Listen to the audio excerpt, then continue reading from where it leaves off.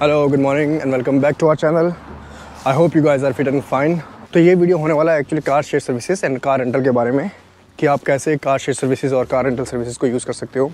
और जो ये सर्विस है ये किसी प्रोवाइडर के पास बिना विजिट किए हुए आप कर सकते हो। तो चलो फिर आज की वीडियो को शुरू करते हैं और लेट्स स्टार्ट।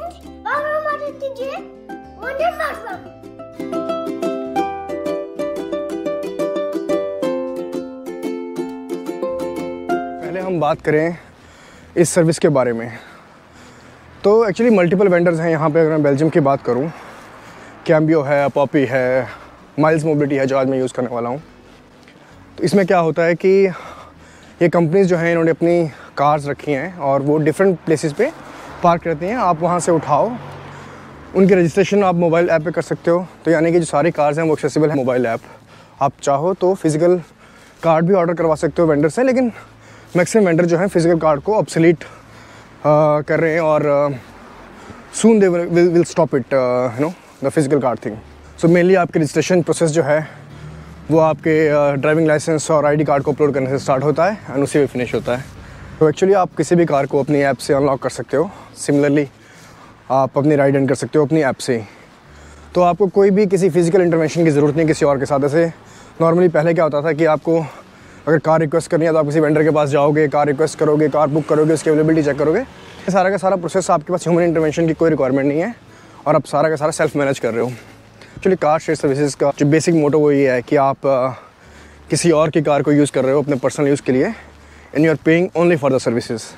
मतलब कि आप वो कार ओन नहीं करते, आपको उसके इंश्योरेंस की स्ट्रेस नहीं है, आपको उसकी मेंटेनेंस की स्ट्रेस नहीं है। आपको उस कार को उस पर्टिकुलर टाइम के लिए यूज़ करना है जब आपको ज़रूरत है and you will pay for that only.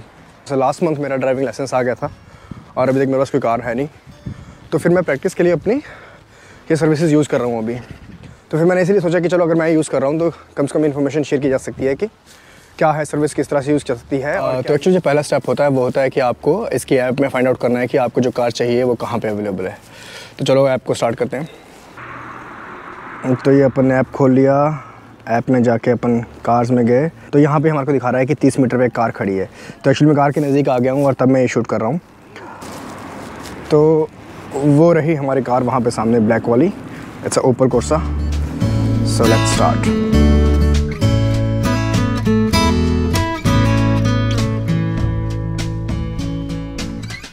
तो ये रही अपनी कार।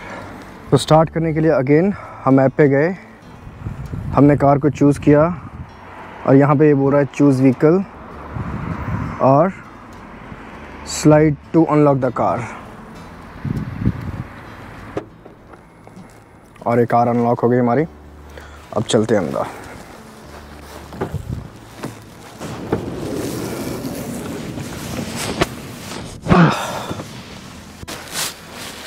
तो चलो आगे और अब स्टार्ट करते हैं प्रोसेस।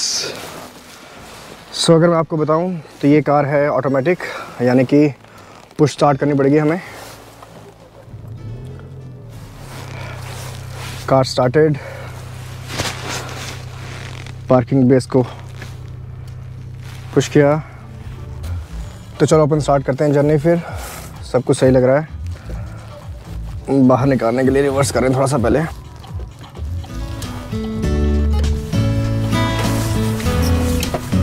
चलो ये चलते हैं।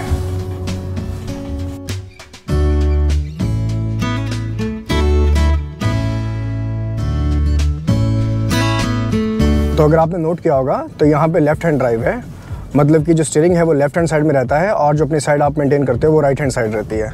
और इंडिया में इसका अपोजिट होता है एक्चुअली, वो राइट हैंड ड्राइव होती है, मतलब कि जो स्टीयरिंग है वो राइट हैंड साइड पे होता है और आप लेफ्ट हैंड साइड मेंटेन करके चलते हो। तो अब बात करते हैं इसकी कॉस्टिंग के बारे में।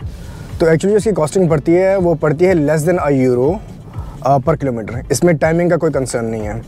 तो अगर मैं लेस देन €1 की बात करूँ इंडियन करेंसी में हो गया आपका समवेयर अराउंड 70 to 75 रुपीज़ की कॉस्ट पड़ती है इसकी पर किलोमीटर। जैसे आपने देखा अभी ये गाड़ियाँ सारी पब्लिक पार्किंग स्पेसेस में पार्क रहती हैं और आप कहीं से भी जाके कार को अनलॉक कर सकते हो and then you can ride.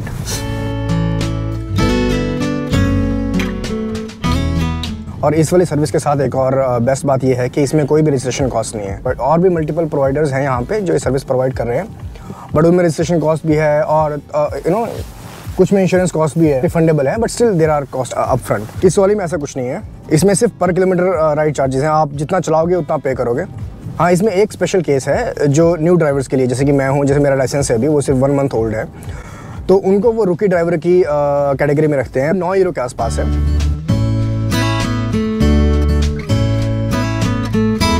तो जैसे मेरे पास कोई कार अवेलेबल नहीं है अभी, तो मैं भी इसको अपनी प्रैक्टिस के लिए यूज़ करता हूँ। और अगर मैं बात करूँ रेगुलर यूज़ के लिए, तो रेगुलर यूज़ के लिए तो कोई यूज़ नहीं करना चाहेगा इसको, क्योंकि रेगुलर यूज़ के लिए कॉस्ट जो है वो इतनी इफेक्टिव नहीं है एक्चुअली। बट अगर आप कभी कभी इसको यूज़ कर रहे हो तो बहुत फ़ायदेमंद है, बिकॉज आपको कोई भी एक्स्ट्रा स्ट्रेस लेने की ज़रूरत नहीं है। आपको मेंटेनेंस का टेंशन नहीं है, आपको पार्किंग का टेंशन नहीं है, आपको अपफ्रंट कोई ऐसी कॉस्ट नहीं पे करनी पड़ रही। तो या कभी कभी यूज़ करना है तो परफेक्ट है, और मेरे जैसे लोगों के लिए भी अच्छा है, क्योंकि आपके पास लाइसेंस है और गाड़ी नहीं है तो परफेक्ट है ये सर्विस यूज़ करने के लिए। इसमें एक और चीज़ अवेलेबल है आपके पास कि अगर आप चाहो तो मान लो कि आपको गाड़ी यूज़ करनी है थोड़े लंबे टाइम के लिए और आपको मल्टीपल हॉल्ट करने हैं, आपको किसी के पास जाना है मान लो अगर, तो ये ऑप्शन प्रोवाइड करता है आपको कि आप कार को स्टॉपर मोड में डाल सकते हो। जब आप कार को पार्क करके स्टॉपर मोड में डालते हो तो उसमें आपका जो पर किलोमीटर वाला चार्जेस हैं वो तो ख़त्म हो जाते हैं, लेकिन आपको फिर स्टॉपर चार्जेस पड़ना स्टार्ट हो जाते हैं। तो वो ऑलमोस्ट हाफ होता है आपके पर किलोमीटर चार्ज से। तो अगर मैंने बताया आपको कि अगर मान लो 70, 75 या 80 रुपये लग रहे हैं पर किलोमीटर के, तो फिर आपको पार्किंग पे उस टाइम पे 40 रुपीज़ पर मिनट के लगेंगे। और उसके बाद आप जब तक वो स्टॉपर मोड में है गाड़ी, तब तक कोई और बंदा उसको रिजर्व या राइड नहीं कर सकता।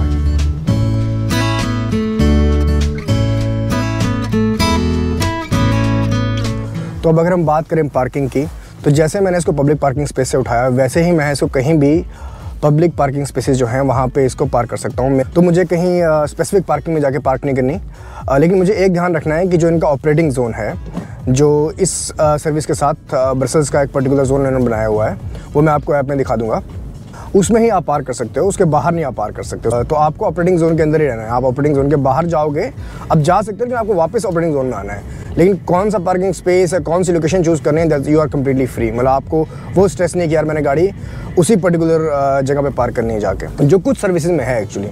कैम्बियो में ऐसा है कि आपको उनके डेजिग्नेटेड पार्किंग स्पेसेस हैं जहाँ पे आपको गाड़ी जाके पार्क करनी है, तो वहाँ पे वो प्रॉब्लम आ जाती है। इसमें एक्चुअली ऐप आपको बता देती है कि आपकी कार में कितना फ्यूल अवेलेबल है और कितनी कैपेसिटी है उसकी ड्राइव करने की। तो अगर आपको लगता है कि फ्यूल कम है, तो इनकी गाड़ी में फ्यूल कार्ड होता है जिसको आप यूज़ कर सकते हो। वो प्रीपेड होता है एक्चुअली, तो आपको पे नहीं करना, आपको बस उसको यूज़ करके आप फ्यूल डलवा सकते हो, आप पे कोई भी पेमेंट नहीं आती।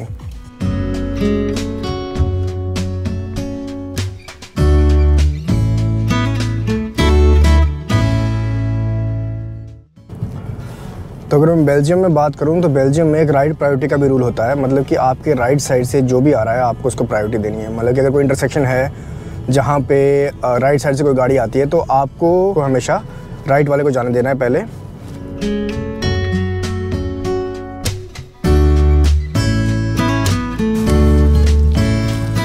तो एक्चुअली जो ब्रसेल्स है वो 30 जोन है। मतलब कि ब्रसेल सिटी के अंदर ऑलमोस्ट सारे एरियाज़ में जो मैक्सिमम स्पीड अलाउड है वो 30 है। मेरे जैसे के लिए, नए ड्राइवर्स के लिए बहुत सही है कि यार आपको आराम से चलना है, और आप ये भी एक्सपेक्ट कर रहे हो कि लोग भी आराम से ही चल रहे होंगे, ड्राइव करने में ईजी हो जाता है।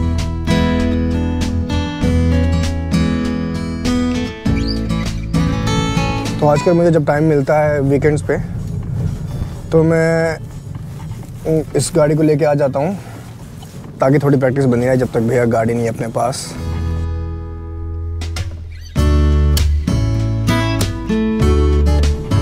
तो जो मैं राइट प्रायोरिटी की बात कर रहा था, मैं वो ये कर रहा था कि अगर देखो ये जो राइट साइड से कोई आता है अगर यहाँ पे भी, तो मेरे को उसको जाने देना है, उसके पास प्रायोरिटी है।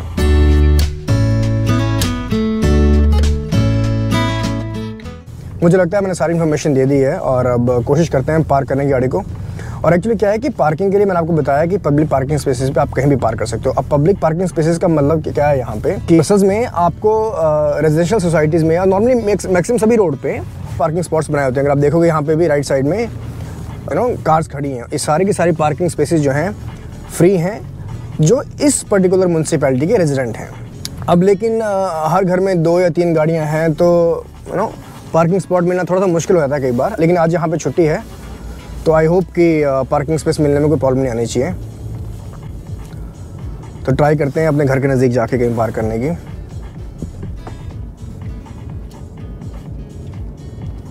देख रहे हो दोनों साइड पे कार्स पार्क हैं, ये सारे के सारे पब्लिक पार्किंग स्पेसेस हैं। तो जो भी बंदे इस म्यूनसिपैलिटी के हैं उनको यहाँ पे 24/7 फ्री है, और जो लोग दूसरी म्यूनसिपैलिटी के हैं स्ट्रेच में 2.5 घंटे के लिए गाड़ी पार्क कर सकते हैं। उसके लिए भी उनको एक पार्किंग डिस्क होती है जो डिस्प्ले करनी पड़ती है, और उसके बाद उनको कार मूव करनी पड़ती है। वो पार्किंग डिस्क का टाइम मूव नहीं कर सकते ऑफिशियली। तो आगे हम अपने एरिया में यहाँ पे कोशिश करते हैं भैया कोई पार्किंग मिल जाए।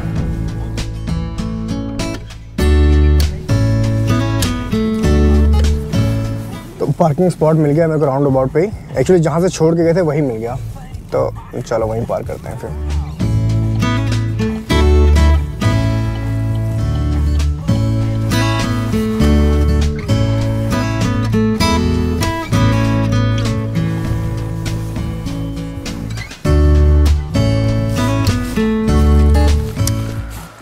पार्किंग ब्रेक्स बूम, चेक किया अगर पार्किंग सही हुई है। परफेक्ट।